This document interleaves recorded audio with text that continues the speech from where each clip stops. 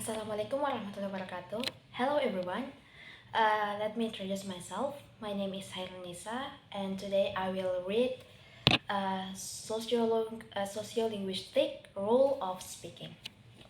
Traditional linguistic research has focused most of its attention on exploring linguistic competence. The rules that govern the grammar, vocabulary, pronunciation of a language. This may have reinforced a wide, widespread but erroneous belief about second language learning, namely the acquiring linguistic competence will be enough for you to become an effective communicator. In the second language, of course, you need this knowledge in order to pronounce correct speech in the second language. Sociolinguistic argue, however, that linguistic competence by no means guarantees successful communication. Its crucial shortcoming is that it doesn't ensure that you can understand and produce socially appropriate speech in the second language. To see what sociolinguistics mean, consider the following conversation and its outcome.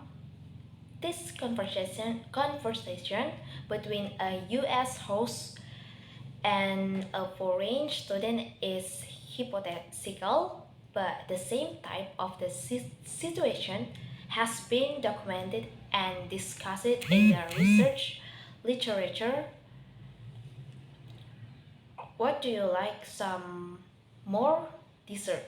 Do you have some? Student? No. Thank you very much.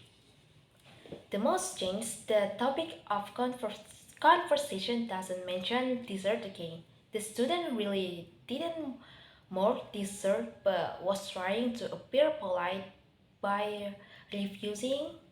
He remains hungry and not even feel offended because the most hasn't repeated the other.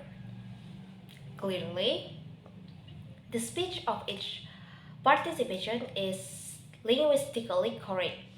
What is equally clear, however, is that a breakdown of communication has accurate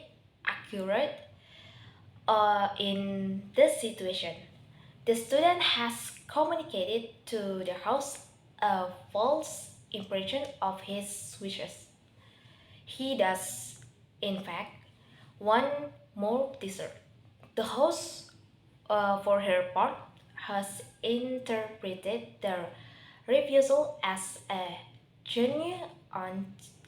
On the other hand, the host, attempting to be attractive and polite, might somehow be giving the opposite impression to the student.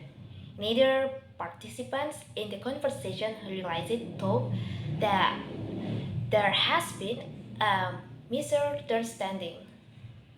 For sociolinguistic, such misunderstandings over evidence for the one existence for sociolinguistic rule of speaking.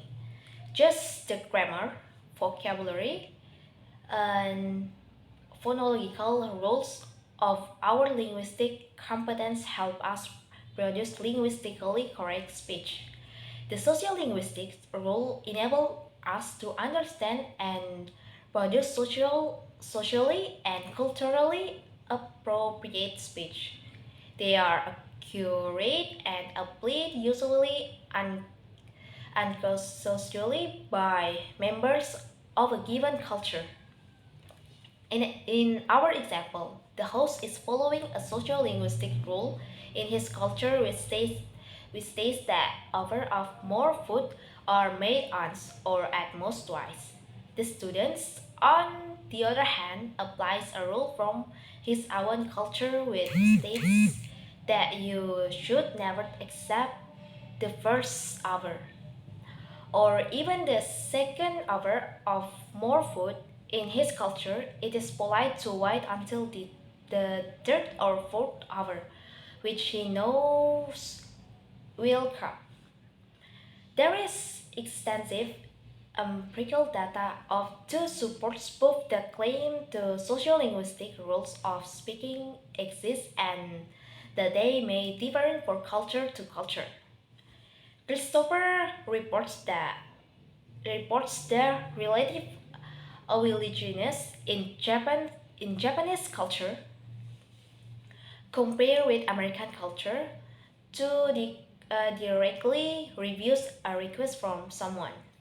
According to App South Asian, unlike Americans and Europeans, do not the shopkeepers choose friendly or family members. Other research have suggested that culture different in how the often they apologize. Uh, from the from the evidence presented in the presenting paragraph, it is clear that different cultures have different different standard for what is social appropriate linguistic behavior in similar circumstances. While think, talking, apologizing, accepting, and refusing are probably universal activists, the rule for when and how to perform such action may differ greatly from culture to culture.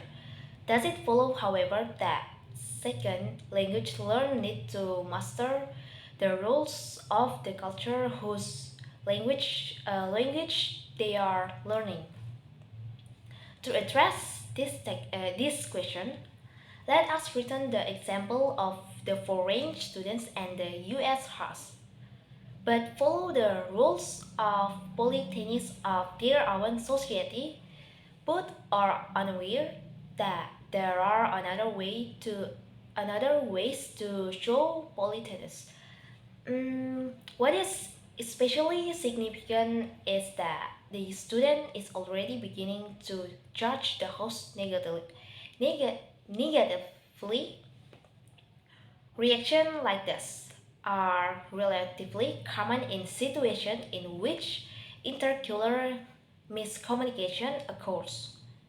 One typical response is to jump to a conclusion and to attribute a negative quality, in this case, lack of politeness, to the person whose language was understood linguistically but misinterpreted sociolinguistically.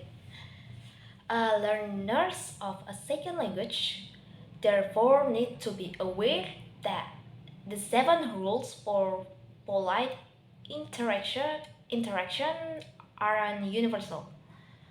Students should be able to identify situations in which the rules of the culture are different.